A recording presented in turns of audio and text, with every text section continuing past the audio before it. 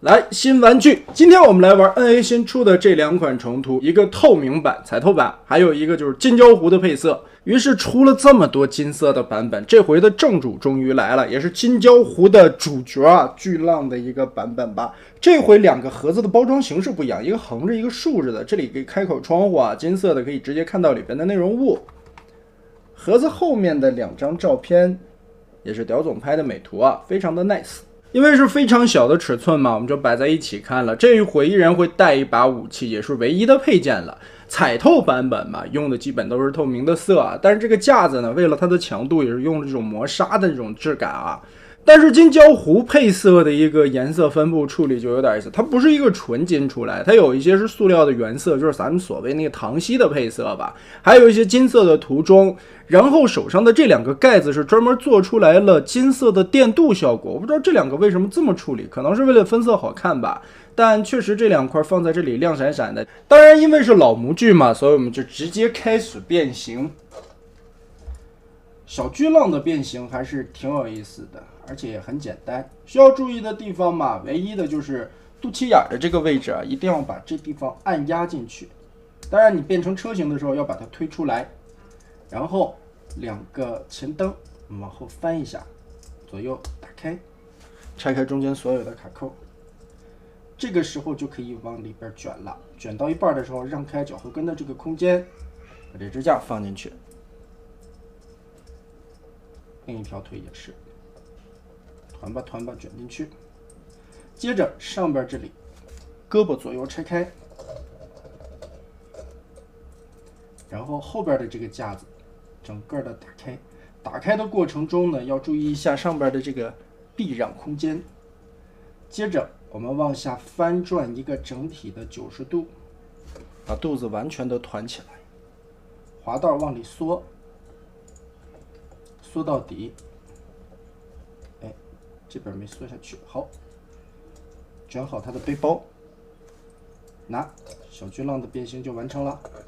另外一个金色的版本，不过金色的版本就要注意了，因为它的上漆是比较厚的，所以呢，你在变形的过程中肯定是要磨损到漆面的，这个没有办法了。尤其是在一些卡扣的位置，比如说中间的这里的一个特别大的卡扣，但这个电镀的脚后跟莫名的好看。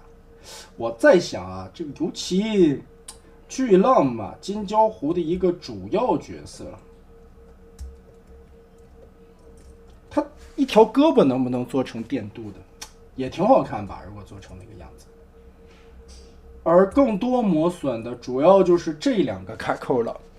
小臂连接身体的这个孔啊，因为涂了漆以后多多少少会有摩擦，所以只要你变形，它肯定会磨的，这是没办法了。这个也是这种金色涂装的一个不好的地方吧。因为你涂的薄了的话，它这个金色的涂装半透出来其实不好看。涂的厚了呢，金漆是好看了，但是卡扣就避免不了会影响到。好了，说话间这两个小玩意儿也就变形完毕了。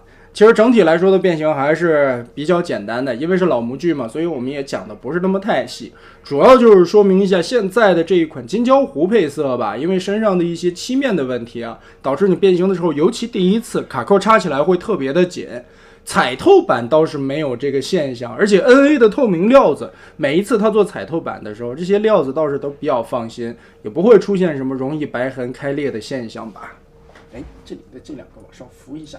总的来说吧 ，NA 不管出什么模具啊，基本上都会出这个彩透版和金色的版本。那这一回的巨浪的一个表现呢，整体来说的素质也是不错的。尤其这个彩透版，我个人会很喜欢这样水晶的那种感觉，亮闪闪的。但这个金胶糊的配色呢，还是一如既往，因为漆面太厚了，所以导致一些卡扣必定会刮损到。如果说你不是在意把玩变形的话，如果说只是为了收藏，我的建议还是金色的版本，大家尽量不要去变形。如果说你是为了把玩呢，反而这个彩透版我觉得会更适合一些，因为它完全没有上漆，就是料子的透明塑料的原色，而且这个料子也是比较放心的，挺经折腾的，所以呢这个适合把玩，这个反而适合展示了。